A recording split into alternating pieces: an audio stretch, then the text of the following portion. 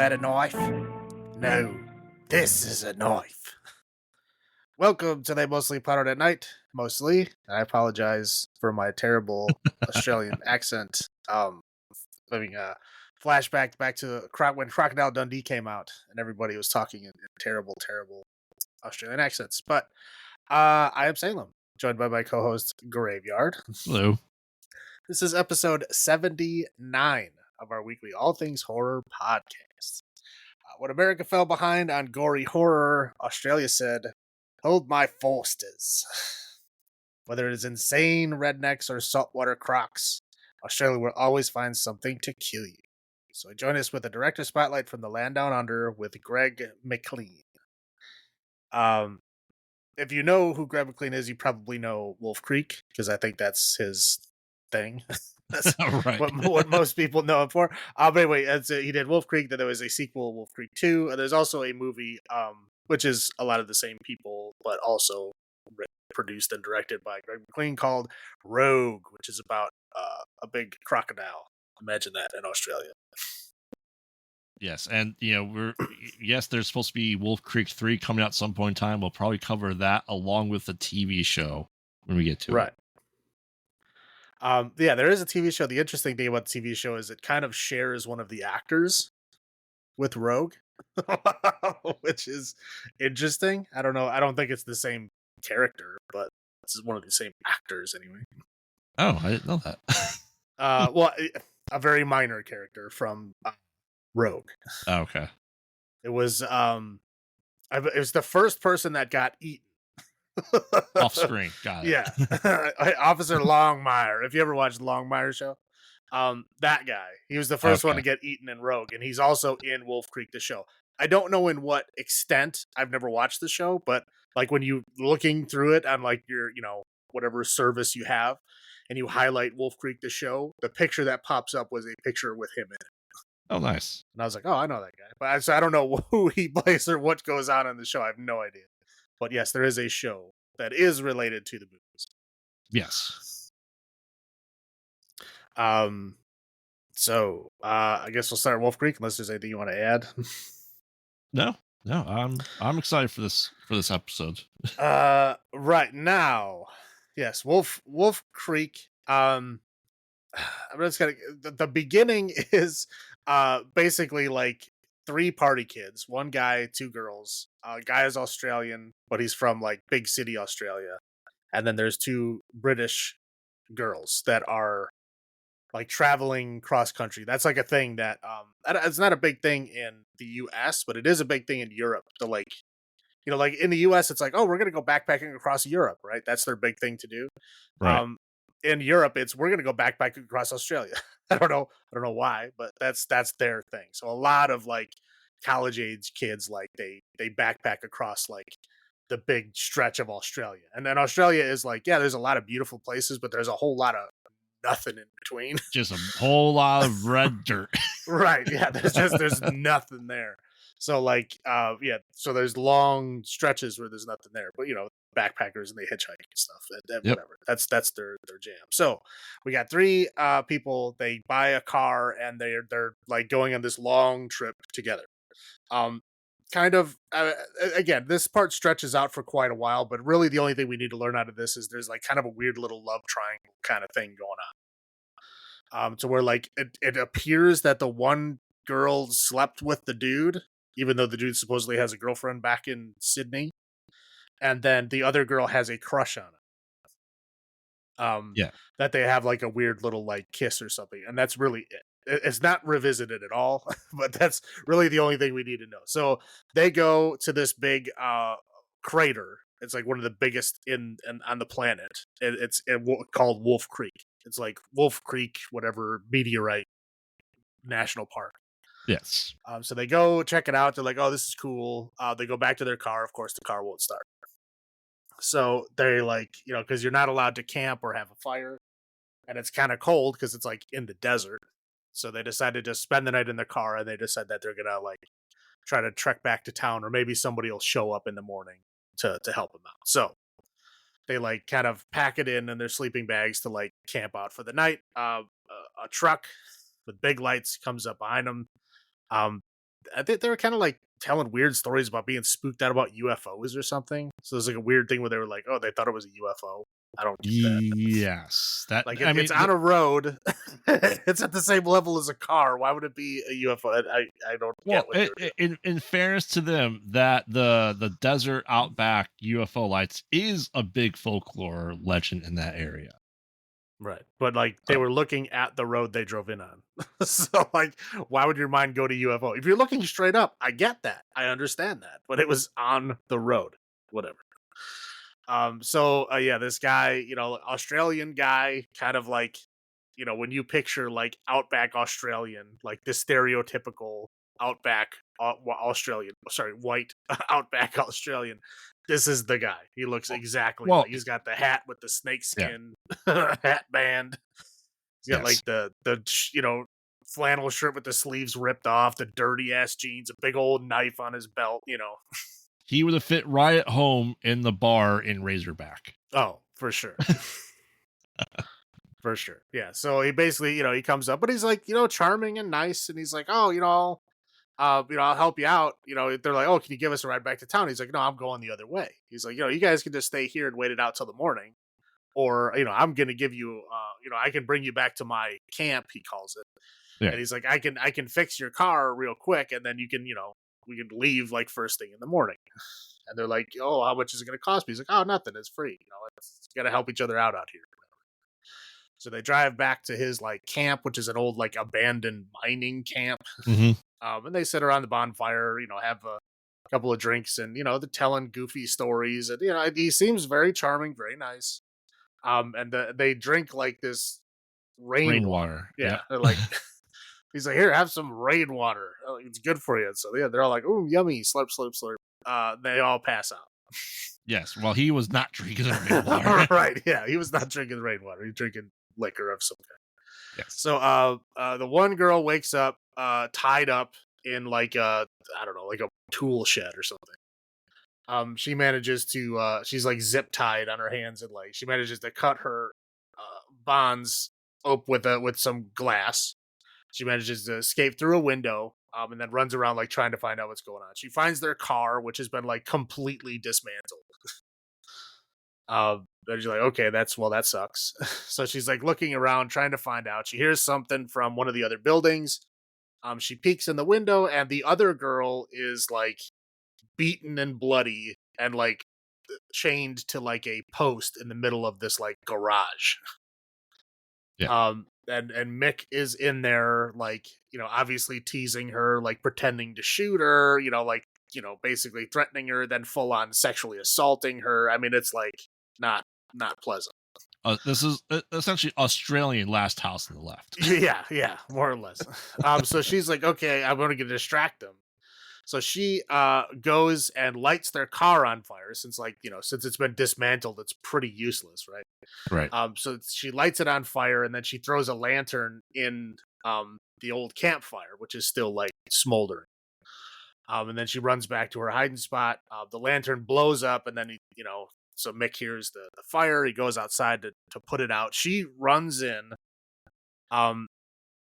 tries to save the girl, can't really do it, and then like ends up hiding underneath the workbench because he comes back in. He goes back to like threaten her and sexually assault her again, and then she pops out with his gun. And he doesn't seem phased at all. He's like, "Oh, you don't know how to shoot that." He's like, "There's only one round in there, and I already shot it. Like, you're not gonna boom." Just shoots him right in the neck. He goes down. She tries to like shoot it again, but it's not working. Whether it doesn't have bullets or she didn't load it right, whatever. You can tell she's like doesn't really know what she's doing with guns. So Yeah. They escape. They get in his truck. They manage to get his keys out of his pocket. As they're leaving, he wakes up, sees them leave. She kind of like nudges him with the truck, but they get away. And they're driving, and they see lights behind him, so they know that he has another car, and he's following them. They basically drive out to what looks like a cliff edge, and they freak out because they don't know where else to go. So they push the truck off, right? Maybe hoping that he'll think that they just drove off the cliff. Mm-hmm. And then they go down and hide down the cliff. I'm not sure how that worked. But yeah, they went down the cliff and like hid right underneath the lip of the cliff, and he saw the truck down there, and then went down there to check on the truck himself. They came back up to try to steal his other car. The keys are not in it. He took the keys with him. So they hoof it back. I don't know. Somehow they found their way back. I don't know how they did, but It's they impressive.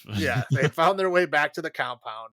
The one girl is like fucking traumatized, and so the girl, this is the girl that was beaten and chained to the pole. So the other girl knows that she's kind of useless and is going to be like jumpy and freaking out. So she's like, okay, just stay here. Like, just hide and stay here. I'm going to go in, try to find us another car so we can get out of here. So she goes in and actually does the intelligent thing, goes back to the workbench where there was a bunch of guns, and she grabs a gun. She does, again, tell she doesn't know a lot about guns because she's trying to put all the wrong bullets in a revolver. But she does find the right bullets, and she loads the revolver. But then I don't know what the hell happened in this next scene, but she goes to like the kind of like mine shaft thing in the middle of the camp. And as she's looking down, she like, I guess, drops the gun. Yeah. I don't know what the hell she was doing, but she just like goes, oh, and then just drops the gun. So she tries to climb down, ends up falling down. And she sees where all the bodies go. So you can see all these like dead people, and like, some of them are skeletals, so obviously he's been doing this for a long time. Right. With a lot of people. So she's like, oh shit. So she like gets out, but leaves the gun. Like, gun is never thought of again. Yep. So she runs back into one of the other buildings that she didn't look in before, and then this building is where all of the other cars are. Like, you can tell, like, there's a bunch of like station wagons. This must have been where he kept the cars from all the other people that he's killed. And she seems like a kind of a scrap board, cork wall of like people's licenses, pictures of them, with like X's over the faces. I'm guessing are the ones he killed, and again, it's a serial killer memorabilia. Yeah, exactly. When you can tell, this is like, there's a lot. There's like all these newspaper clippings of like all these different people that have gone missing. Couples, entire families, like all kinds of like So this has happened a lot. Anyway, so she's like, finds the keys to the car. She gets in the car, starts it up. She's like, oh wow, it starts. Mick pops up in the back seat and just stabs her in the side. Yep. So she gets out going like, oh my, they're trying to fight each other, and then he ends up just like manhandling her and then stabbing her in the spine, and then calls her a head on a stick because she's now paralyzed, so that all she is a head on a stick. Yes. Classy. And then she's out for the rest of the movie. So then we basically see I guess the guy finally wakes up at this point, right? Which we had assumed that the guy was just dead. But no, he like wakes up. He's crucified to the wall. Next to another person. Right, next to another person who is also crucified to the wall, but his body appears to have been eaten from like the chest down. Yes. So like you can see like his spine and his pelvic bone hanging there, but everything else is gone. And so he like manages to pull his arms off of the nails and then slip out of the bonds. Anyway, so he basically sees that there's dogs in cages. So he kind of figures out, oh, like he let the dogs eat the guy. Right. So he basically tries to escape. So we follow him for a little while. Where does he go? Like blanking on the rest of the movie. What the hell? He just basically wanders through the desert. Oh, okay. That's he. No, okay. Hold on. I'm thinking of the second one.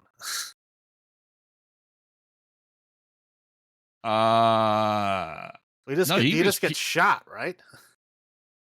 But he makes it out. He survives. God, I don't remember. Because the ending is he gets wandered back in the town, and someone picks him up, and it's like the police record saying, "Oh, this was, the last known stuff." Oh, okay, right. Yeah, I don't know. For me, it felt like it just abruptly ended. Well, because the other girl does make it back to the roads.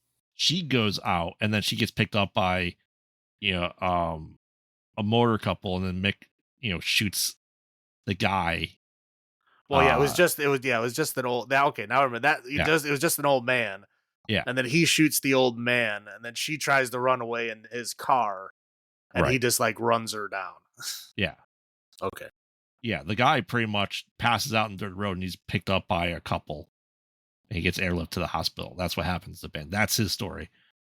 okay, yeah, and then there's like the thing like they couldn't find the crime scene right away, so I guess like most of the evidence had been gone, whatever destroyed or missing. Yeah. And then yeah, they were like suspected him of just killing the girls and hiding them in the desert or whatever they said. Yeah. But then after a few months, they decided that he did not do that. But by that time, it was way too late to collect evidence, so they never found any evidence of Mick at all. And they just And Mick just walks into the yeah, and sunset. then he's like, yeah, walks into the sunset with his same flannel and jeans. Yep.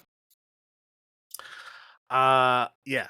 So you could probably tell when I hit my drunk limit was right about at that point. I mean, this wasn't obviously the first time you've seen this movie. No, Do I've you seen it recall when you before. saw it? I know it was one of those movies that it had been out for a while. And a friend of mine who's big into like horror, especially like foreign horror, told me Mhm. I had to check it out, and so I did. And I'm about 90% sure that I watched this one, and I remembered parts of this one. And I know I watched the second one. I did not remember a fucking thing about the second one. I know I watched it before, but I couldn't remember shit. Mhm. So Rogue I've never seen. But yeah, this one I saw before. And yeah, it's I mean it's interesting. It's brutal for sure. Oh, yes. But it's not the most brutal movie. I mean, it's the most brutal Australian movie I've seen. Yeah. Well, Australian horror movie, yes. Right.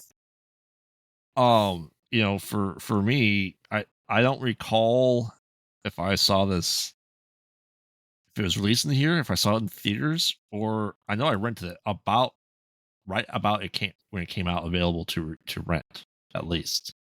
Um and doing this podcast, not thinking about the sun. Yeah, I mean, like we always said that, the new French Extremity was France's answer to America's lack of gory horror. And Wolf Creek was their answer, I feel, to our lack of. I also really, really feel like Greg McLean took a personal affront to Crocodile Dundee and like decided to like make a real version of Crocodile Dundee in his mind, and I think that's what this movie is. Yeah. Yeah. So I know the wife watched it with me the first time and she says nope, never again after watching it, because it is the Australian Last House on the Left, essentially. um so I mean, I enjoy this movie a lot, but on the rewatch, it was good to rewatch it again. It had been a while for me. um did you notice anything new or different on the rewatch for yourself? No. I mean, and I just find it interesting, like meteorites that are that huge. Hmm. And like obviously the devastation they would have caused at that time, but these happened like a million years ago, or whatever it is, super ass long time ago. So like, it's just a hole in the ground now. Right. Yeah. You want to go into your highlights? Sure. So yeah, I mean, Australia's cool. We don't get to see Australia a lot, especially not in the outback. Well, not in horror. I mean, there's plenty of movies in the Australian outback, but Yes. not really horror movies. This is the only one that I know of. Well, I mean, there's other ones, but this is probably the most well. Right. Again, I thought the meteorite like actual crater was cool. Like I was reading about it, just kind of interested in saying like, oh, that's really cool. It's like it's one of the biggest ones that is completely landlocked. Right. Like there's a lot of other ones that are like, in the ocean, or like half of it's in the ocean and stuff. Yeah, I mean, like the one that they think supposedly killed the dinosaurs is like down in Mexico somewhere. Right. But that one's mostly in the water, which is why they never found it. Well, why they took them a long time to find Yeah, they think it was created the Gulf of Mexico. it. Right. Exactly. Um, I think because most horror movies, Mhm. when they open up, right, there's always like a kill scene, and even Yes. Wolf Creek 2 does this, where there's a kill scene, so they introduce the killer. They may not, tell you who the killer is, right? But sometimes they have a mask on or whatever. But they always like kind of let you know what you're in for with like this opening scene, Yeah. and this movie does not have that at all. It goes right into kids' party. Yep. So like it's like a good chunk of the movie, probably like 30 minutes, is like just like you following these party kids as they're like backpacking across Australia. Yeah, I honestly think the first 35 minutes we don't see Mick at all. No, yeah, he's not there at all. But again, we Yeah. don't even get like an intro thing, like because most movies they're like they'll have a kill, but Mhm. like the person will have a mask on, or it'll be a silhouette, or whatever Right. whatever it is. They don't show their face, so even if it's like a mystery killer, but we still get a kill right in the beginning, right? Yeah. Every slasher does that, but yeah, this one, nope. Yep. You don't really know what you're in for, and like I don't think like Mick really even shows his true colors until like what, an hour in. Yeah. And then I mean, obviously, and then it's like your typical kind of hillbilly slasher at that point, but it's a long leading up to it, and Mick really does seem like a kind of friendly dude. Like he doesn't really show any kind of uh like where you see Psychotic that tendencies. other side of him, right? You don't see that at all until like later on when they're around the bonfire, when like Right. the one dude says something and he's like looks at him, just he's got this pissed off look, but then he like plays it off like he's joking. Right. But that's the first time you get to see anything bad, and you don't get to see him bad at all until again they wake up after obviously being drugged, and they're like, what happened? Yeah. Yeah, and then you see like later on, like, yeah, this is just a mask that he puts on for everybody. Like they showed videos, and he like literally said the same things. Oh yeah. So it's like a rehearsed speech that he gives to people. That's why he seems so charming, because again, it's rehearsed. It's not even off the cuff. It's just something to put people's minds at ease, Right.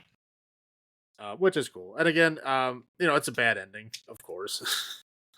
Oh I yeah. mean, not even like close. Like nobody even gets any kind of revenge or justice or of any kind. Right. It's just dead, and one guy gets away, but then he's even suspected of killing stuff. So who knows? Yeah. What about you? If it weren't for the ominous music when we first see Mick, you'd have no inclination of him being a bad guy. Well, they You know what really I only mean? give you the ominous music because like you don't know who he is, right? Right. Like as soon as he shows up, it's fine. Yeah. What I found very interesting is that, usually when there's a group of people that are taken, is that there's more interspersedness that exists with them. Like you see their different actions going on about the same time. We tend to follow one person at a time in this movie. You know what I mean? First it's the girl that that wakes up first and her interactions, and then and up until she gets killed, then it becomes the other woman, and we follow her. We don't see Ben at all until it's his turn after they pass out. And I think that was an interesting choice. I don't think you really have that happen. You know what I mean? And there's not really a final girl. So you don't really have that main character to follow. You essentially stick with, the focus becomes Mick at that point in time. I think it's interesting, as you said, that mask that he wears, that he doesn't really let it go, and he is pretty damn good at it. I think we'll discuss, the actor in Rogue when we get to it, but like he seems an off the cuff redneck. Like he plays the part perfectly. Um, yeah, it's just kind of it is, they even call him, a redneck, which is interesting to see that Australia has the same idea and the same city people have the same idea about the outback that we do going through like the Appalachian Mountains. Well, yeah, I mean, but I mean, like Australia is not that far off from the U.S. Right. as far as like being colonized by England and Right. then eventually, like abandoned to their own devices. Yeah. Very similar. I mean, again, they're about what, like 100 years behind us. Right. I mean, but otherwise, basically the same time. Yeah. And I do like the fact that, while she was I think Liz was going through the camcorder, she found out their camcorder and like, oh, his truck was there when they were there. So this was like this wasn't a happens random circumstance at the crater. This was a from the get-go, he knew about them. Well, yeah, because he was on the hunt. Yeah.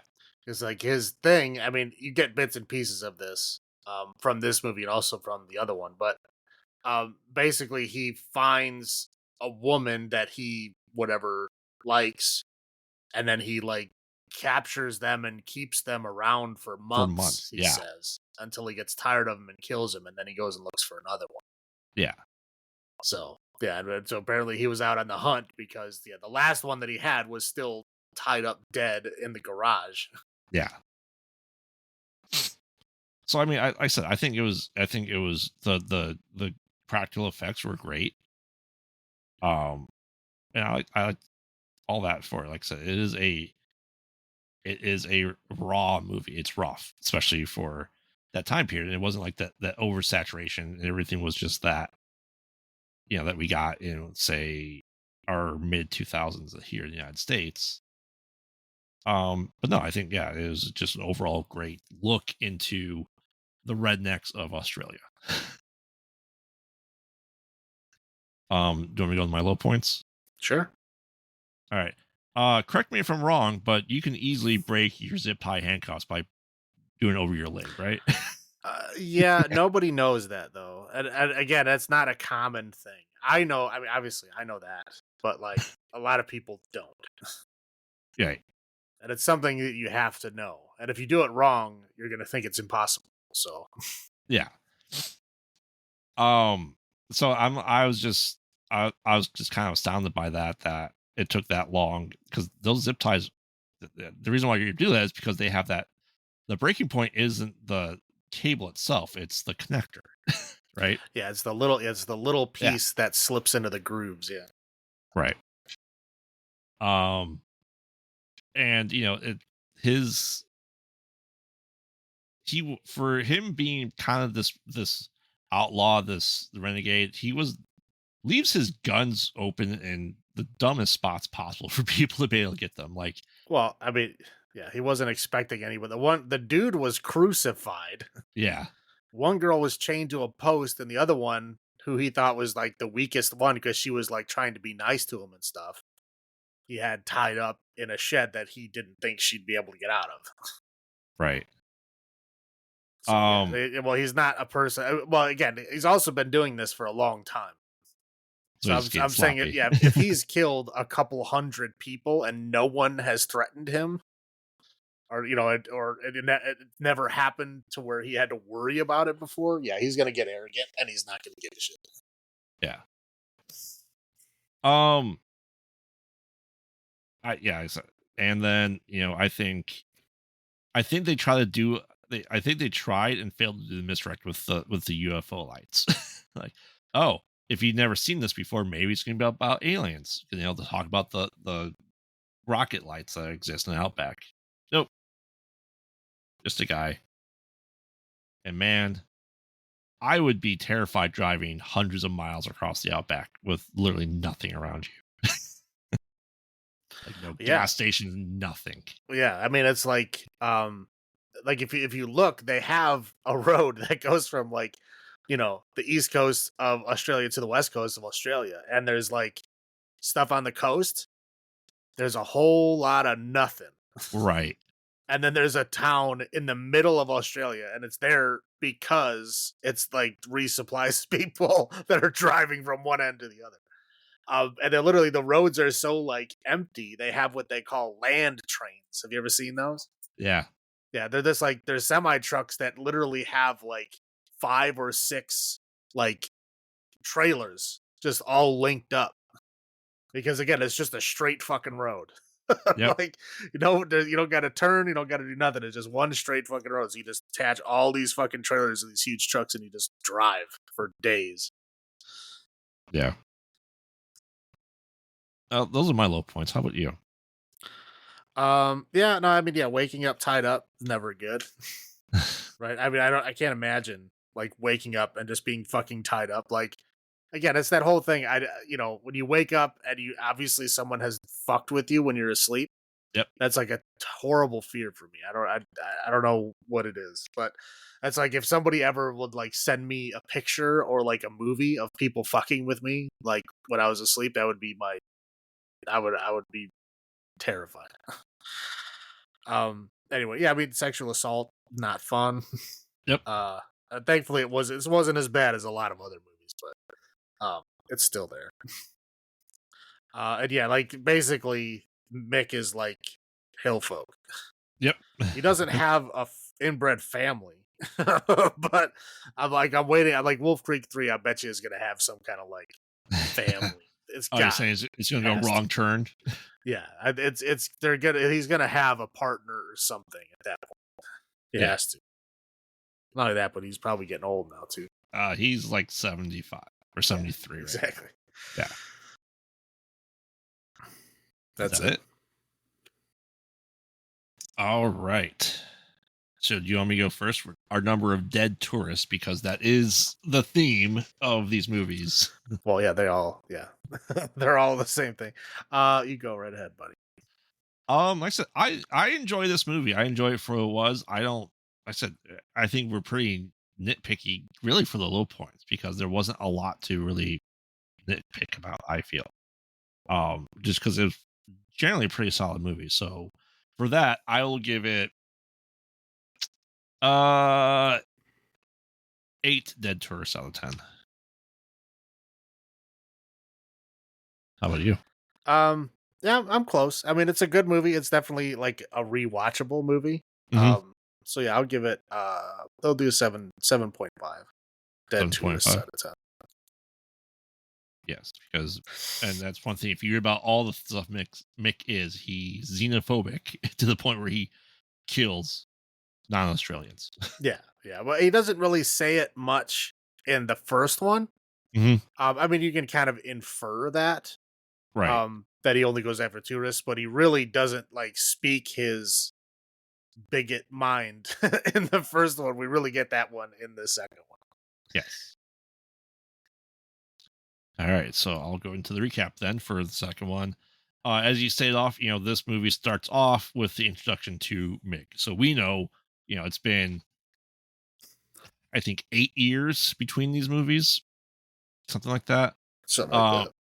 And we get the first off kill. Mick is pulled over. They investigate his hog truck that he got back. He's like, it looks like the truck's been run off a cliff. Well, it was. And the body was perfect, by the way. Yes. There was not even any dents in it. I don't know what they're talking about. Right. And kind of the allusion to that we got the first time around was that Mick is, he said he'd hunt hogs or kangaroos. And he's just doing service because that what people have paid, get killed, the razorbacks and too many kangaroos, right? Yeah. Well, yeah, that's a big thing out there. Yeah. So cops pull him over. He's like, "Yeah, I kill pigs," and stares right at them. Long pigs. Yeah. And so cops like, "Oh, we're giving a ticket." It's like, "Okay, sure you want to do that?" Yeah, I'll do. And he's like, "All right," and they start driving away. And well, the guy driving the cop car gets his head from his nose up, blown off by Mick with his rifle. And then he gets the other cop, kind of chases him down, and then puts him back. Does his signature move, which is a stab into the spine and a twist, right, to sever the spinal column, so they're paralyzed essentially. Puts them in the car and just lights it on fire. And Wolf Creek too. Then we are introduced to they're German, right? They are, yeah. I mean, yeah, they're German Yeah, tourists, but thankfully they also speak English. But when they're speaking to each other, they always speak in German, which is interesting. yeah. Which is funny for me. Every once in a while, like when we're watching the movies and is speaking different languages subtitles, I'm like, am I watching the right version? Like, Yeah, it did oh that to me. no, Did it do it to you? Like in Wolf Creek when you're watching, and it would like show a sign, and it would have like what the sign said in German underneath it. yeah. Well, I don't know what the hell was up with I was that. very confused by that. I was like looking at the subtitles. I'm like, how do I have German subtitles? But it was like, it wasn't when they were talking. It was only when it looked at like a sign Yes, or something. And then underneath it would be like, I could tell it was in German. I'm like, why? What the fuck? But yes, not in the second one, only in the first one. The yep, first one doesn't have German tourists. The second one does. I don't know what the hell. yeah, It must be like the master because I know I watched it from a different place than you did. So yeah, yeah. I don't know.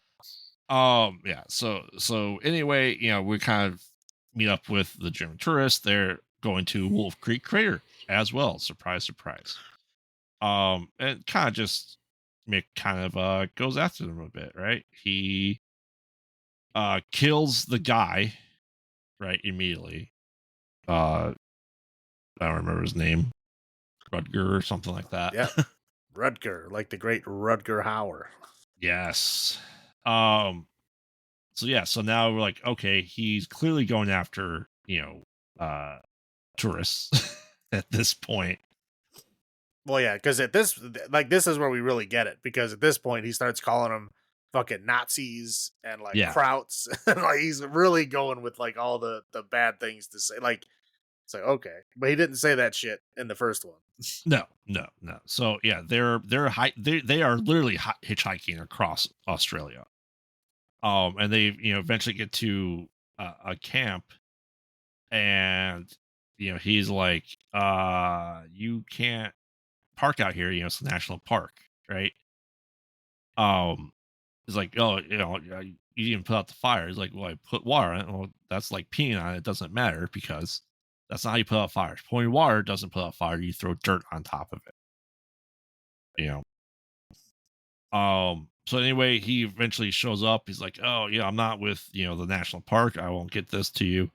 And then he goes, "You know what? No, we're not going to go with you." He's like, "All right." And then boom, he goes insane. Well, Stabs. because yeah, he's got like apparently the dude did his research, which I mean you should. Yeah, So like he did his research about the park and what was allowed and what wasn't allowed, and he's like, yeah, I mean, like he I looked checked. at my map, I looked at the brochures, it said you can camp here, and he's like, oh. Then he goes, well, fuck you, and he just goes crazy. Yeah. Yeah. Yeah. Stabs the guy who's able still to survive a little bit. He tries to, sexually assault the woman. And then he, fights back with the German boyfriend, eventually, decapitating him after slicing his throat and then decapitating him, kind of in there. And I believe then, Well, did they wait? she They get gets knocked out, right. and then when she wakes up, she's like tied up in the tent. Right. But While he is butchering right, yeah, he's literally like chopping apart her boyfriend's dead body. wiener and all. Yeah. Look at the size of this thing. You like a donkey. Yeah. Yeah, so yeah, she's kind of like in a collapsed tent and she kind of, is able to run off, and then eventually she gets to the highway, I believe. Mm-hmm. Yeah, it's like, oh, it's hide and seek. uh he likes to play hide and seek in this movie a bit. Apparently. Eventually, yeah, he gets to we introduced to kind of like the third person of this movie, the guy talking to his angel, his girlfriend, and he sees her like all bloody, picks her up, and all of a sudden, Mick Boom appears, starts hunting them down, uh, shoots at him. He, as he aims his rifle, he ducks. The girl doesn't, and she gets half her face blown off in the car. He just kind of gets out of there while trying not to throw up. He's able to kind of escape, and then puts her in a sleeping bag and puts a rock on her. anyway, so he gets back to the vehicle, and all of a sudden, then Mick now has a semi after he killed the semi truck driver, and like makes changing cars left and right in this movie. Right. And they go off the edge of a pretty damn steep hill. The guy gets down there. He's like, oh, he's not come down there. Boom, nope, semi truck coming down full force. You beat people on a truck, motherfucker, and it like explodes the car. Yeah. Now he has like a third of a water bottle, and he just makes it off to the desert while Mitch just kind of stares at him. Um, yeah, so he kind of just goes through it, and then uh, is this the part where he Yeah, goes through the bushes? well, no, he walks for a long time and then he finds that house. Okay. Yeah, so then he finds an old couple. He's like, oh, he kind of collapses there. They, an elderly couple kind of take care of him, and he wakes up just in his underwear. He gets there. He's like, oh, you got to eat, and we'll take you to town. And all of a sudden, he hears Mick outside the gate, who's being very nice about that. Just kind of standing on the edge of property at the gate.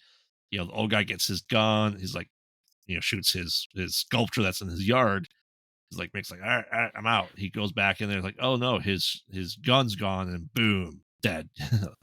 Old guy. And then the wife is trying to like flee the house, and she gets shot in the back and then double tapped. And then he gets this is where he goes through the grassland. He plays hide and seek in the dark in like bushes that are like 3 feet apart from each other. Right, yeah, and Mick now has a horse. Yes, he has a horse and a spotlight. Yeah. He saw the horse. Look, I got trained transportation again. Yeah, so anyway, he kind of finds up to him and knocks him out. Then he wakes up with vices on each side of him. He's like, all right, we're gonna play. It starts like I'm gonna kill you, but he's like, and he starts doing limericks because this is an English major that knows a lot about in history major knows a lot about Australia. She's like, all right, smart guy, I like your limericks, the kind of seeing the song and connecting. And Mick's like, you're not that bad of a guy. Maybe I'm wrong about you blokes. And it's like, all right, well, we're gonna play 10 questions. You get half of them right. Now here's the part that's confusing. Sometimes they say 5 questions, sometimes they say 10 questions. It goes back and forth. He has to get 5 of them correct to get out. But he says 10 questions because you have 10 fingers. Yes. Right. So like again, I was very confused because he goes back and forth on whether there's going to be 5 or 10 questions. Right, but I mean, it's just showing that he's not going to do it anyway. He's just that nerve. So, right, the guy's playing along there. He starts asking, dates about Australian history, and he gets them right. And he's like, "Oh, who's the best, cricket player?" I don't say whoever. He's like, "If you get it wrong now, I'm going to grind off your finger one at a time." And he'd put his hand to the device. After he got it wrong, he grinds it out. And he'd get the other hand. It's like, oh, that's your wanking hand? Let me do the other hand for you. So he's kind of getting him drunk and trying to redeem himself there to Mick. Eventually, he gets the other hand free because he did that. Mick goes to get more booze. He gets a hammer and kind of knocks Mick out. When he gets close enough to him, he tries to escape. He sees more dead bodies everywhere. He sees lots of women. One that was very barely alive. And he's like, okay. And he goes, got hide from Mick. He saw like a pit trap, right? He releases the dogs after him. Yeah. And then he somehow closes a portcullis on one of the dogs and kills it. Mm-hmm. And then the other one is trapped or can't get in, so it runs away. And then then he finds a pit trap with like bamboo spikes in it. I don't know where the fuck you get bamboo in Australia. That's impressive. But that was a lot of green bamboo. So yeah, he must have a garden. So yeah, so he hears someone coming, goes to the pit, knocks into the pit, and it's the live lady. Now she's dead. And then Mick's right behind him. And yeah, so then he doesn't stab him, right? No, he knocks him out. He headbutts him. Yeah, I eat people like you for breakfast and then shit you out. Like I'm a winner, and then and You're a he loser. headbutts him and knocks him out, and then he wakes up with a note in his hand that says "loser." Right. And he's pretty much almost naked in the street, like just cut to shit. Yeah, cut the shit, beat the shit, covered in fucking blood, like obviously like severely injured, Yeah. missing fingers and shit. But yeah, he's at a street in like a town. Yeah. And then he gets sent back, just kind of the end credits is like, oh, he was put back in the UK in the insane asylum as a permanent resident. Right.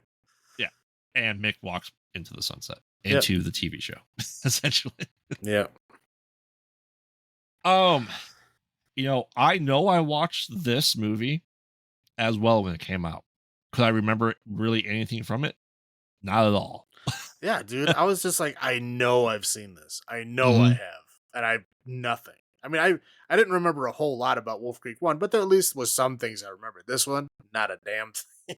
I was like, Right. I thought I would have remembered that. Nope. But but obviously I remember that he was more of a xenophobe. And so clearly I know I watched it and I got that from it too. So, but yeah, I mean, it's like, okay, Mick is now 8 years older. The dude is in his 60s and still kicking ass. Yeah, the only thing that like sounded familiar to me was when he was whistling "Waltzing Matilda." Right. That was like, okay, I think I remember that. That was it. The rest of it, I'm like blank. I feel like I remember him butchering the person too and putting him into the pig parts. Maybe. That's that I remember from that. But on the rewatch, which is almost a clean watch through again, I think that they did a good job expanding his character, Mick's character. I don't know. I don't think so. I mean, what was your first thought or rewatch for this? Well, Then? I just thought, I mean, again, it does what a lot of horror franchises do is it takes a good character and then it just cheesifies him. You know what I mean? Like they made him a caricature. The first movie, yeah, he like obviously probably hated tourists and hated foreigners, but like he doesn't run around spouting off, you're a kraut, you're a Nazi, like all of these like just crazy shit. Like he didn't do that stuff. He just kills people. Like why would he need to give fucking speeches and shit? Like he didn't do that. And in this one, it's like whenever he's doing something crazy, they always play like goofy music in the background to like emphasize that Mick's crazy. They gave him all these like fucking monologues and shit. So we're like in the first movie, he didn't even show up for like halfway through the movie, and then he didn't even get evil until like an hour into the movie Right. of an hour and hour and a half long movie. So then this movie, it's like again, it goes back to the standard slasher of like the first scene of the movie is him killing people. Mm-hmm. And of course he's got to say a bunch of fucking cheesy, cringy shit. Like you didn't do that in the first one. He was just a fucking maniac killer. He was teasing the girls while he was chasing them, but in this one, he's just talking to himself. Again, he's just doing it for the sake of fucking doing it. So look how crazy Mick is. So yeah, he's just a caricature of the character that he was the first. I'm not going to say it was a bad movie. I'm just saying I think it was a step down in quality because they just kind of, again, made him a caricature instead of a character. Well, yeah, I'm sure that's one of your low points. So we'll get a little bit more into that. Yeah. I'll go with my highlights first. I mean, I still like the the actor that plays Mick. I still think he does a fantastic job as Mick. Maybe his script was cheesier. Maybe that his role being expanded was too much for that character. That the less of Mick, the better off it was. So it had a more hit to it. I mean, yeah, it's nice that they go back to it. It's nice that they kept the same. That they still had the same actor play Mick. Even that's a pretty decent span for a movie between movies, and that he's still going to come back as Mick. 11 years later. For really one-offs. Every decade seems to get its own one. And still, yeah, it's still that chaos that he has with it. He clearly doesn't like anyone that gets in his way. I still think like I said, I still like the movie for that.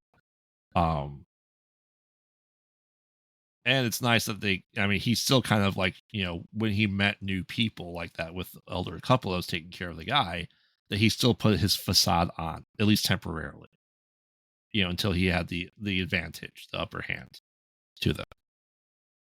So I appreciate that part. What about you? Yeah, I mean, do you want me to go in my Yeah. full list? Okay. Yeah. uh, yeah, high points in this one. I did like the kills and the gore in this. Hmm. I mean, there's the first one. It was there was gore, there was death and blood and all that, but it wasn't like that wasn't the focus. This one really felt like the focus was like shock value with you know fingers being cut off, decapitations, like bodies being chopped up. Like it was very much a focus of being a lot more gory than the first. Yeah. But anyway, the effects were really good. They were done really well. I mean, it looked like a mix of practical and CGI, but it was tastefully done. Right. It was I thought they did a good job there. His lair was pretty cool. I mean, obviously messed up, but like interesting. He had like again, it's like a guy that's unhinged. What would he do with the hundreds of fucking people that he kills and shit, right? Right. Yeah, make weird, drunken art, which is essentially what he did. Was he had a bunch of bodies like tied together with like Christmas lights and shit, just like weird, lazy ass drunk shit, right? Right. Nothing like fancy, like he was an artist. No, it's just like you get all fucking hammered and you're like, oh, what am I gonna do with all these skeletons? Just wrap them up with some Christmas lights hanging from the ceiling. Like that's, again, drunken, lazy serial killer that hates foreigners. Right. So that's what he does. But anyway, the layer was interesting. Aside from the green bamboo in the middle of the Australian outback. But yeah, other than that, like, well, you want me to go into my low points now? Yeah. Okay, so the dogs are chasing him through the lair, right? Yes. A portcullis closed hard enough to squish the dog and kill it. Hmm. And yet the other dog disappeared. Somehow that girl, the weak dying girl, was able to somehow get through that. Like within like a minute. Like, I mean, there was no time between when that happened and when that girl ran past him. Right? Right. He saw the spikes in the pit and then literally hid. So there was no time for anything else. And she some just like came chugging by. Like, how did she lift that? And why did the dog not attack her? And then how did Mick get through it? Again, it was just so weird. It ended so bizarrely abruptly. With Right. the like, I was like, what are you talking about? There's still way more to go. Anyway, yeah, I thought Mick was way more cheesy in this one. I mean, I'm sure they gave him, hey, do whatever kind of goofy monologues and shit you want, have fun with it. I'm sure he did. But again, I really felt like he was just a goofy caricature of his character in this. They just wanted to show like what a true crazy like hillbilly Australian outback dude would be, and they gave it like way more because obviously the whole movie was about him, right? Right. The first one was like he was just the villain, doing bad things that they had to escape from, and they ended up not, which was interesting. And this one is just like, yeah, he's the big star, and now he's the big cheesy villain, which was I don't know. Again, you liked it probably because of the cheese. I hated it. I do not like when they cheesify characters because again, once they start, they never stop. It just keeps getting worse. So I either a mean, franchise can maintain its seriousness or they just go off the rails, which is most of the time what they do. are you saying he's suffering from Freddy Krueger syndrome?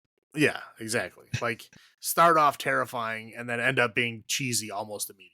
And Right. then maintain cheese throughout the whole rest of the career. It's goofy. Like I mentioned it a little bit before, but the goofy music like every time he's doing something bad, they put on stuff like this. Literally, they were playing like "Ride of the Valkyries" when he was killing the old people. Like again, it's just goofy, off-putting music. And I know they're trying to like try to emphasize how goofy and crazy he is by playing that music, but it was goofy. Like the lion sleeps tonight when he was Hmm. like chasing him, and then the poor kangaroos that got run like he was like running over. Like they just got kept jumping under the truck. Like they probably killed like 20 kangaroos Yes.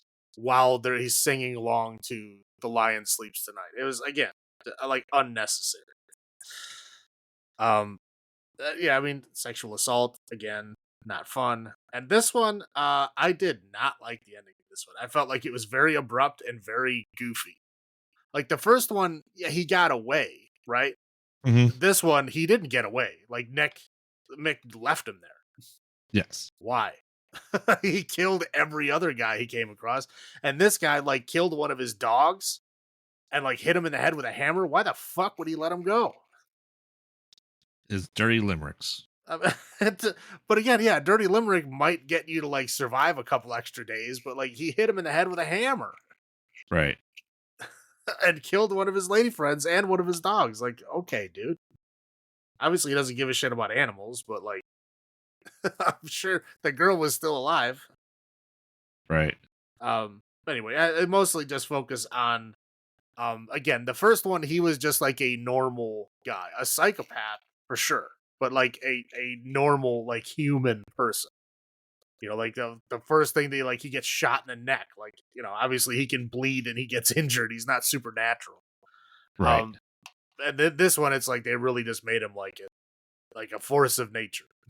You know, these goofy, cheesy character lines and all that nonsense. But yeah, anyway, what do you got? Yeah, I mean, I definitely agree with the music. And I didn't like that he kept changing his mode of transportation. Like, you know what I mean? Like, oh, he has his car, which we know his truck, right, with the lights everywhere and stuff like that. And it's pretty much there in like the first scene. You know, he gets the semi, then he gets the horse. you know, um, that I mean, yes, that to me that added to his cheesiness, right? That he had this one truck that he clearly loved enough to go down off the side of the cliff to find out and to bring it back and repair it to have, in this movie. So it's just weird that he would just bring different But also, yeah, it modes of also doesn't really transportation. make sense why he would expose himself by killing a random semi truck driver just to get his semi truck. Right. That Like, made zero sense to me. yeah, like you're in the middle of the fucking desert. There's nothing for miles. Like, if you know he's along the road, you would fucking see him. Yeah. Not like he can hide. Right. So I didn't appreciate, that. Um and did he go did we have to necessarily flush him out as much as we did? Probably not. Would he have been better, more sparingly used? Maybe. But as you said, he is the star of this. He is the face of Wolf Creek now. It'd be interesting to see how they do it with the TV show if he continues the original or Wolf Creek 2 status. I don't know because I have not watched the show. Yeah, I don't know. It's interesting. Like, now I kind of want to see it to see what direction it goes in. Right, because it's the same. Obviously, it's Greg McLean that did 1 and 2, and I'm pretty sure he did the TV show as well. Oh, yeah, I know he's involved for sure. So it'll be interesting to see because we always said that cheesiness factor wears off when the OG person comes back to course correct it. Well, But if he's if the that only wasn't intended, but he did the second one. right, that's what I'm saying. Like maybe he saw the TV show was a way to course correct it. Who knows? Because you think if this was big enough, would not be 11 years now between the second and third movie. Yeah, who knows? So yeah, that's pretty much my low points. Okay, so you want me to go? I'll go first. Yeah. With I will say this one. Like I said, I think it's a decent downgrade from the first one, at least for me. All the cheesy goofiness, but again, there is a lot of interesting, fun things happening here. Mm-hmm. Just not as interesting as the first one. So I'm gonna go with 5. 5 dead tourists out of 10. That's a big act. No, it's not that big. I'm going to go down to a 7. Like clearly this wasn't memorable enough for either one of us to really remember it. And like I said, I do, we're obviously when we do the next episode with Wolf Creek 3, yeah, we're going to rewatch it, but I definitely want to watch the TV show now just as close to unison as these movies just to see how that progresses.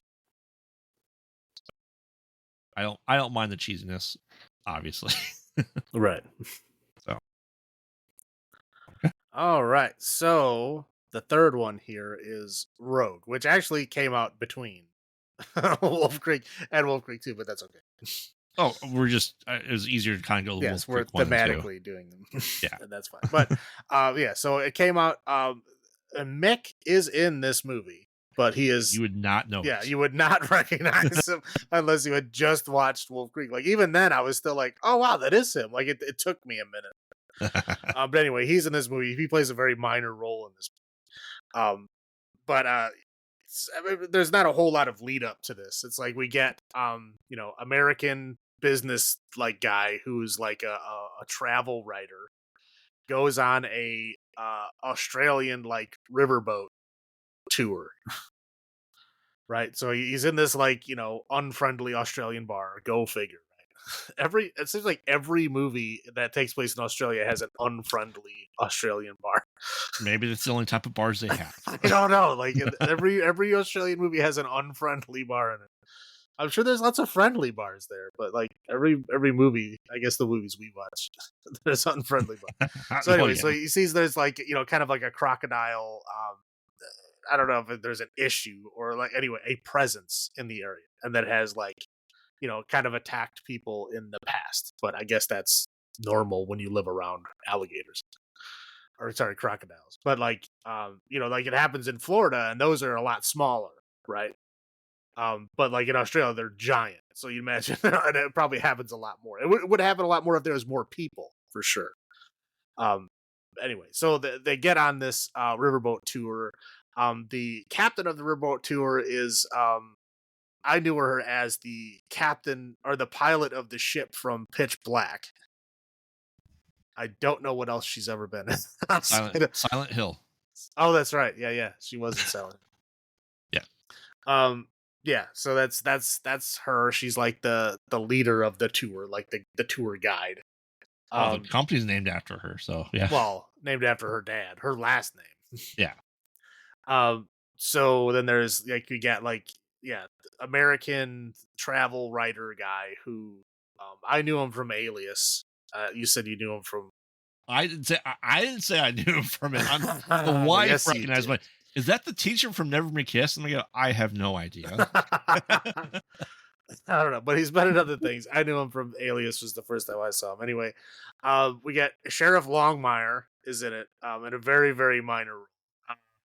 And then we get Mick as like a kind of dopey looking like old Fanny guy. pack wearing. Yeah, like fanny pack guy with a big old gut. And he's like wearing like a floppy hat and a big mustache. And he's like basically all he does is he's there to like dump his wife's ashes in like a pretty place. Yes. And that's it. That's like pretty much what he does in the movie. We get Australian woman. Yeah, there's a bunch of other minor people. The only other ones that I think really matter is like the asshole dad, the sick mom, and the young child. Well, not young. She's like, I don't know, teenager girl. Yes. Young teenager. And the guy goes, "You call that a camera? This is a camera." Yeah, right. Yeah, so there's like creepy, weird, like stalker dude with a big camera. Yep. And that's it. Anyway, that's really about it. So they're going on this like riverboat tour down the river. You see crocodiles, and they're just looking at nature and their own habitat, whatever. They get to the point, their turnaround point, and they're going to turn around, and they're like, "Yeah, well, we'll get you back home in time for ice cream." And as they're going to turn around, they see some flares like off in the distance. Like somebody actually sees it on their camera, and they replay it, and then they end up seeing a flare again. They're like, "Oh well, we're like you have to go check and see, like if you're a person and you see an emergency flare, you have to go check because it's like that's the outback. Maritime law or whatever." Yeah. So so they go to check. They get to the area where they think it came from. They don't see anything, and then they see like a sunken boat. And they're like, "Oh, well, I think that's where the flare came from. I wonder where the people are." And they're like kind of looking around, and then all of a sudden, boom! They get hit by this giant crocodile, right? But it just like bumps the boat, but it bumps the boat so hard that it like knocks a big old hole in it. Yeah.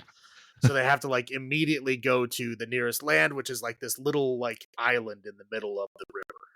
I don't know why you wouldn't just go to the fucking side of the river, but they went to this little bitty island in the middle of the river. So they get there, the ship is like sinking like immediately. Right. So they get there. It seemed like they were trying to get all the stuff off the boat, but like as the plot goes on, it's like they didn't get anything. But what Yeah. I don't get what was happening. But anyway, anybody gets off the boat onto the little island, and they're like, okay, we need to get some help. Oh no, the flares are floating away, so they can't shoot flares. So they're like, oh, I guess we'll just wait for help, right? Because like her dad that runs the tour company is going to realize they're missing in a few hours, and then they're going to send somebody. So like they just have to like survive for a few hours, whatever. On the Tide River. Right, yeah, and that's when they figure out, like, oh, this is a tidal river. Like, the island that we're on is basically going to be underwater in a few hours. So we can't stay here. And so, like, the one dude decides that he's going to swim over. And they're like, no, you can't do that. So Longmire, like, tries to stop him and then immediately gets eaten. Off screen. Right. Oh, and I should also mention they have a dog with them. And then right before that happened, the dog was like drinking water out of the water. I was like, no. But then it was like the dude, like it did like an attack, but it didn't show what happened. It was off screen. I was like, it ate the fucking dog. But then like 2 scenes later, the dog was there. I was like, who did it eat? I was like, oh, the dude. I was like, Longmire's gone. I didn't even catch what the fuck happened because it didn't show it. It was like he was there. They all looked to the camera. They looked back, and he wasn't there. And they saw the crocodile swimming away. Yeah, they saw like the water churning, and that was it. Yep. So at this point, they're like, "Oh no, it's a giant alligator that's gonna kill us all. Like, we need to get out of here. We need a plan." So they come up with this genius plan. Or no, sorry. Before this, I guess like the tour guide's kind of like maybe jerk ex-boyfriend is what I'll call him, right? Sam Worthington. Yeah, Jake Sully. He comes to help, in his boat, and they're like, being big jerks with the loud music and beer drinking. Haha. They get attacked. His buddy dies, but Jake Sully manages to get to the island. We assume the buddy guys. He just didn't surface. Right. Yeah. Well, yeah, he did not come back up. But and the boat sank immediately. Yes. Like it went bloop, bloop, done. It was at the bottom of the river. So they come up with this, he comes up with his genius plan of, hey, I'll swim across with the rope. We'll tie it up, and then everybody will just kind of shimmy across it above the water. They're like, okay. So he like swims across, without getting attacked. Quietly swims. Yeah, I don't know how you do that. Quietly breaststroke across the river. So he gets to the other side. He ties the rope up. The rope goes up. Everything's fine. And of course, the first lady they let go across the rope is the crazy jumpy lady. Well, her husband died off screen. So yeah. Well, yeah, but like still, she's like crazy jumpy, and she's like, "I want to go first. I need to get out of here." Like, okay, like somebody like competent should go across this thing first. But no, they let her go across, and like, oh no, she gets halfway across and then freezes up. So then they send the little girl across, or the teenage girl across. And then she's getting to the middle, and the other lady still is not moving. She's frozen. Yep. And so then the dad and his genius decide he like starts freaking out, and he's like, I'm gonna go get my daughter. So he starts climbing across the rope. Of course, the rope can't take 3 people. Sam Worthington is like trying to like hold on to the rope, and then the alligator. You figure the alligator is gonna jump up and bite one. Oh, absolutely. But no, the alligator comes up behind Jake Sully and kills him. Yes, because he tied it to the shittiest tree ever. Well, I think he was okay. It couldn't handle 3 people. They knew that. Everybody was saying it can't handle 3 people. Don't do that. But he was, they're being jerks. Anyway, so he gets killed kind of off screen. Like they don't like this this big crocodile noise, and then just blood out his flashlight, and that's it. Yep. So then they all fall in the water and they all swim back, and they're like, "Oh no, what are we gonna do?" And they're like, okay, well, the only thing we can do is we have to swim over, right? Because like the water is rising up on this little island. 30 minutes left. Yeah, they got I don't know where they're getting this time. Like they It know took that 5 hours the first right. time, then 30 minutes before it's all Right. gone. Yeah. It's like they have somebody has like a timer of the tidal gauge, whatever. Yes. So yeah, so like immediately we got to do it right now. So they come up with this genius plan to use a grappling hook as a fishing hook, and they hook up like a couple of dead geese. Well, that's not the worst part. First part, they go, "We need bait." They all look at the dog. They all look at Kevin, like, "You Yeah. sons of bitches." Yeah, not using the damn dog. And there's like, "What about these dead geese? They Yeah. eat everything, right?" Yeah. Yeah. So they put the geese on the fish hook and they use a bunch of life vests as a bobber.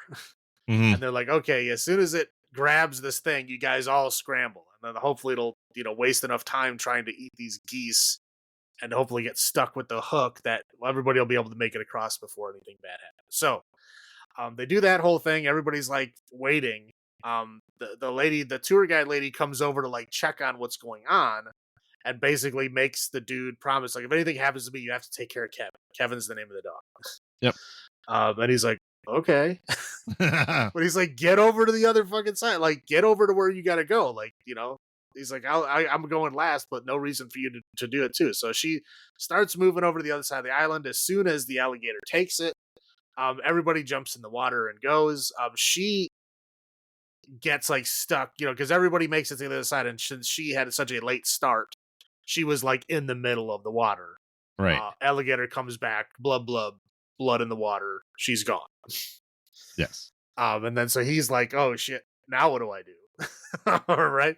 I'm kind of stuck here by myself. So he somehow gets across, right? Yep. And then he like is trying to like find everybody else in the woods and can't find them. Like they're not answering. He's screaming their name. They're just not answering. I don't know where the hell they went. Fuck out. Yeah, they're all gone from the rest of this movie. There's like 40 minutes left.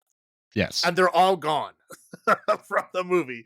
The only people left is the American and Kevin the dog, who now has a leash somehow. He didn't have a leash the whole rest of the movie, but now he has a leash somehow. So they're like walking through the forest, like trying to find everybody. All of a sudden, the dog just like takes off, starts barking and runs. So he's like chasing the dog through like this weird kind of like tree cave. And he ends up finding the tour guide lady. She's still alive, but barely. She's got like wounds all over her, but she's still alive. Well, I mean, first, fairness, he finds, Sam Worthington. Well, yeah, Sam Worthington, half of him. Right. And so, yeah, he manages to find her. As he finds her, the big crocodile like comes into his lair and curls up and like goes to sleep. He was a tired boy. Yeah, he just like just closes his eyes and goes to sleep. So he just picks up the lady and then like moves around like the outside of the cave, because the outside of the cave is like underneath like the tree roots. Mm-hmm. So he like kind of does that. Well, I guess I should also say, like, as soon as he gets to her, the dog runs away for some reason. Yeah, and then starts barking, and then we hear a yelp, which and then it comes back in and it eats the dog. Which, yeah, poor Kevin. Yep. So yeah, gulp, the big gulp, and then it goes to sleep. So anyway, so he's moving with her. Of course, the crocodile wakes up and is attacking the fucking tree branches, like snapping them, doing like death rolls on them and shit. Like trying to get through to her. She's unconscious, and he ends up getting like knocked out of there. And then he like goes around. He finds like a big wooden stick and starts like yelling and screaming and throwing rocks at it. And then after like part of his hand gets bit. Well, not yet. Oh. That's when he's poking it with the stick. Yes. Then it comes over and it bites the stick, and then it like throws it, like knocks him into like that little cave, like nook. Right. And then that's when he sticks his head in there and starts flopping around, and Genius sticks his fucking hand in its mouth. Yep. And gets half of his hand bit off. Like, of course he already born. And then he stabs it in the eye with a bone. Yeah. Then he stabs it in the eye with a bone. It pulls out. And like, I don't know what is going on, but like he walked across this water at the bottom. Mm-hmm. And somehow this giant crocodile is able to go into the water and just go bloop. Like completely submerge itself and invisible in this puddle. Yes. I'm like, I don't understand what's happening, but it does it like 3 times. Anyway, so He gets out, and he gets like in front of this rock because it goes back to trying to get her because like, oh, I can't get him, I'm gonna go get her. So he goes back trying to snap at the unconscious tour guide. It's getting closer and closer and closer because it keeps breaking tree branches. He finds like the broken off piece of wood that he was trying to fight with it before. He like lays down on a rock and he braces the piece of wood to the rock. And he starts like, what I don't know, when he throws more rocks at it or something. And it comes back to attack him and it opens its mouth and goes to swallow him. And it basically gets its mouth trapped around the rock, and then the big piece of wood goes through its brain. Yeah. And dies. Yes. And then he gets out, carries the lady out, goes back to where the island was, and then everybody's now back and being saved by rescue team chopper people. And he gets a newspaper article on the wall. Yeah, and he gets a newspaper article for saving everybody. Yep. So everybody comes back. Everybody was completely gone for 40 minutes. All of the other people, and then they come back. So surprisingly, Mick Taylor survives this movie. I was like, for sure he's gonna die. Oh yeah, but nope, he survived. What was your first thought on this? Because I'm pretty sure you never saw this before, right? No, I'd never seen it before. So what was your first thought on it? I mean, pretty generic, giant monster movie. I mean, there's nothing all that special about it. It's like I said, it's pretty generic. It's like Anaconda, it's like the same kind of fucking movie. Yeah. That's exactly what I was going to say. I'm like, it's like, what if Lake Placid, but Anaconda, in Australia?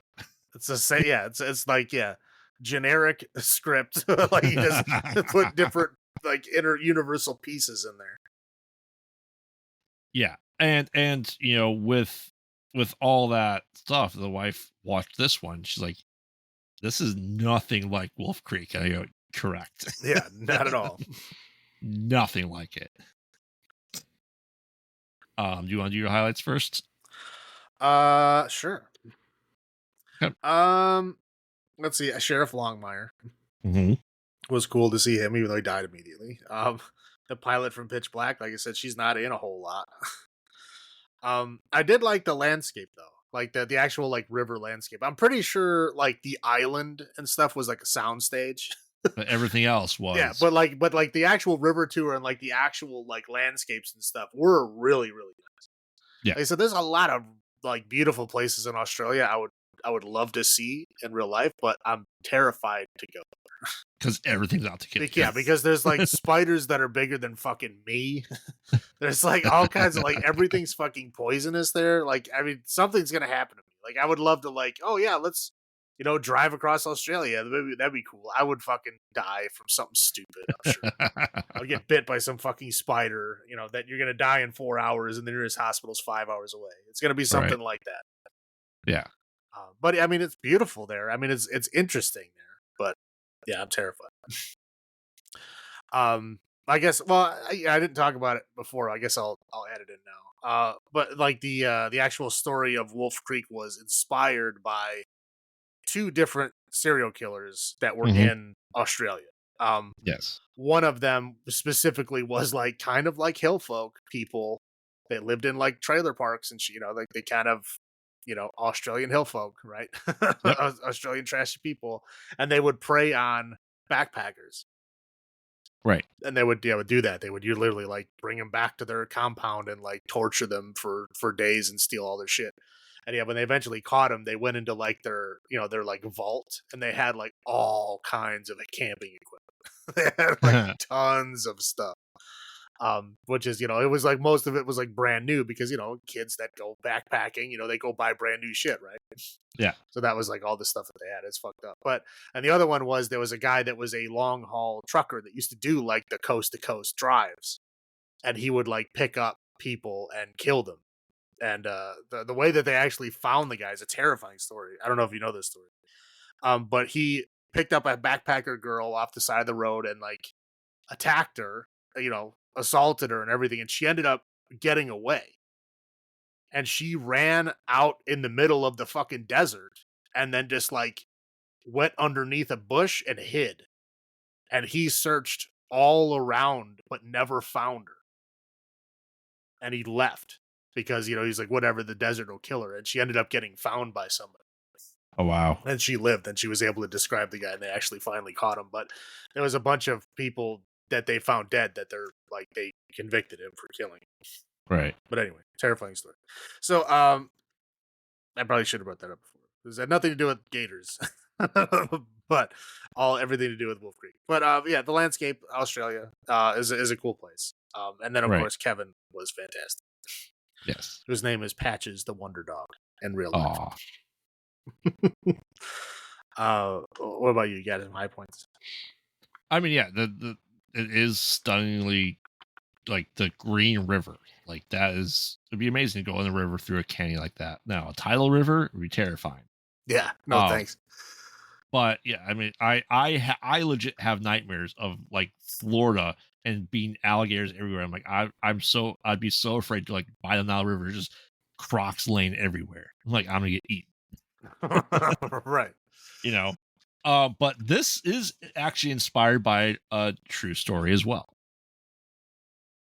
Because there's Crocodile Dundee, man.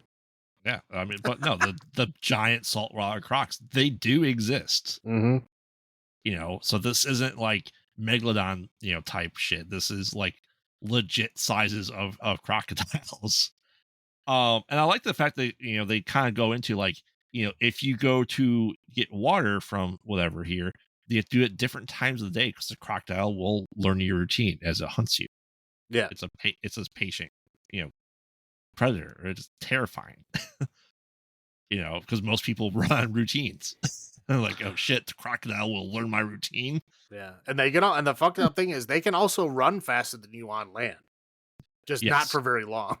Right. But like they can sprint faster than a human can. So like if you're near the edge of the water, they will get you. Yes. I thought it was absolutely great knowing that it was Mick as the guy. Like he's nothing like Mick. Right. Hands down, nothing like Mick. I expected him to be that way. No, and like this is great. Like I enjoyed seeing him as something else. Yeah, that'd be like very, very different. Yeah. Yeah, that's about what I got for that. I'll roll into my low points. One is poor Kevin. He deserved better. He did. He deserved way better than that. It made 0 sense for him to go out there. Well, it made 0 sense for them to kill him at the very end. Like he lived miraculously through this whole thing, and then at the very end they killed him. Like it was like a plot point. Like she said, "Please take care of Kevin if something happens to me," and then like they both live, but poor Kevin dies. Like, come on. It's something that the wife pointed out that I like. So Sam Worthington, like he went from complete asshole to like, everybody follow me, I got this. Like what? That's a weird character change. Okay, here's how it is, right? If you're in the middle of like the Australian outback or wherever the hell this was, right?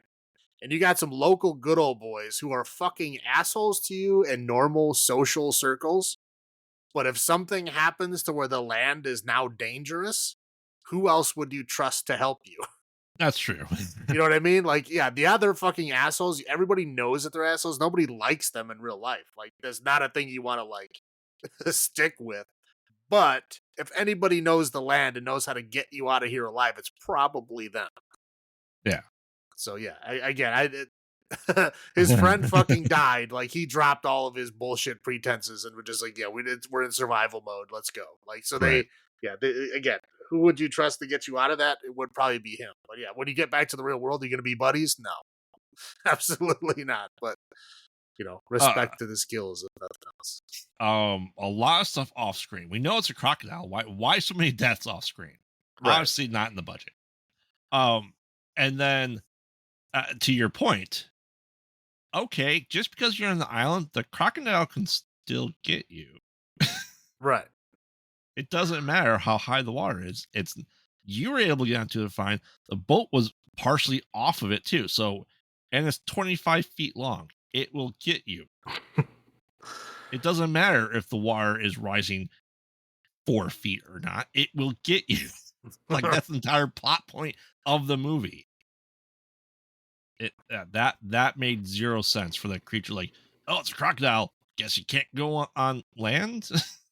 Yeah, but Sure, why that's the not? thing. Like, yeah, if you're close to the water, they can run Yeah, fast. They can run a hell of a lot faster than you think they can, and they will catch you. and they had no place to run Right. on the That's what I'm island. saying. Like, I don't. Why would you put the boat onto an island in the middle when it's sinking? Right. Like, you can't get to the side. Just go to the side. Like it Yeah. was an extra what, like 20 feet? It Yeah. wasn't a Yeah. lot. Yeah. Um. Yeah. You're the magical depth puddle that he's able to control the depth of it. Yeah, no puddles, no ripples, no nothing. In a like a fucking uh a puddle that like couldn't have been more than like 20 feet long. You know what I Right. mean? Ridiculous. And what if the crocodile didn't go brain first to the stick? It had pierced its mouth. Don't think he would have cared. I think he'd still be dead. But that and the weird noise. I'm sorry, reptiles do not make that noise. That sound like a dying goat when Yeah, I was it like, died. yeah, I don't know I'm what like, that sound was. that's no. They roar a little bit. But they don't sound like a dying goat. That was a very mammalic sound that came out of that reptile. That's what I got. What about you? Yeah, no, of course, poor Kevin. He deserves so much more. Yes. But also, I will say the Gator CGI was pretty bad. Yeah. It was like Lake Placid too. Yeah, I'm like, what is going on? Because it was like, oh god, it was just terrible CGI. I mean, like some of it was good, like the water effects, like it Mhm. churning in the water was good, but like yeah, anything where like the actual um gator was like out of the water was like very, very CGI. And like when it was like bitten around him, it seriously looked like a painting. Oh Like, yeah. what? Not even like a realistic painting. It just looked like a like in a if it was in a game cutscene, you would be like, "Wow, they didn't take a lot of time to do that." Right. Yeah, so yeah, the gore was okay. The like the gator effects not so much. Is that it? Oh That's yeah. it. All right. So you can go first. How many dead tourists do you want to give a Rogue? I mean, I like Lake Placid, the movie, a lot. I'm sorry. Not a fan of Anaconda. So when you mix the two of them, I'm very mixed about my review for this. Because yeah, it is like it is such a generic, like this is like a Roger Corman level creature feature, which is very cheesy, and I do appreciate them, but this is like, like Megalodon versus Sharktopus level sometimes. For that, will I watch this again? No, I will not. I will give it 5 dead tourists out of 10. How about you? Yeah. I mean, as I said, I think I like it a little bit less than Wolf Creek 2. Not really special about it. It's not bad, but again, it's pretty generic. Right. So yeah, we'll do 4.5. 4.5. 4.5 dead tourists at a time. All right. Anything else for the episode before we wrap it up? That's it for me. You got anything? No, I'm good. All right. Make sure not to overdraw your account or you might get hit with a transfer fee.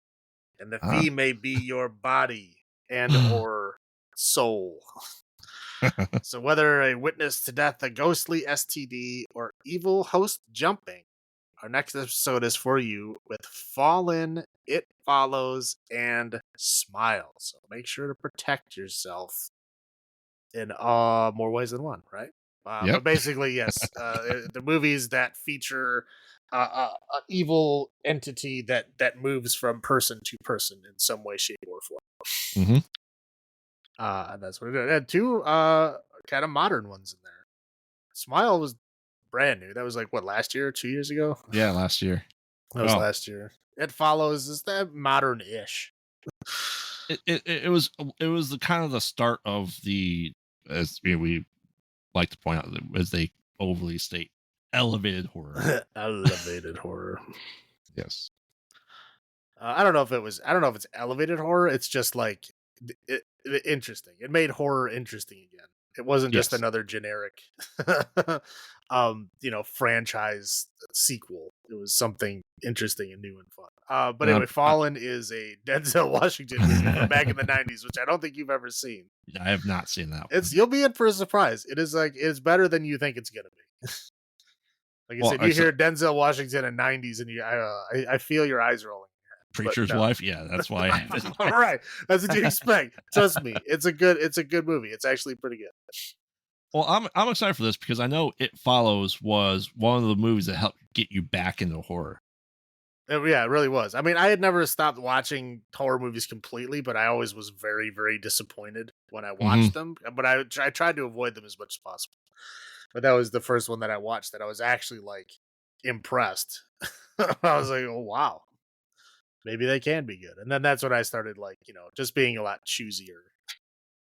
Right. Realizing there can be good stuff. You just have to keep looking. Yep. But that's it. So remember, we watch bad movies so you don't have to. And this has been Graveyard saying, have you checked on the children? This is Salem saying, long live the new flesh. Good night. Good night.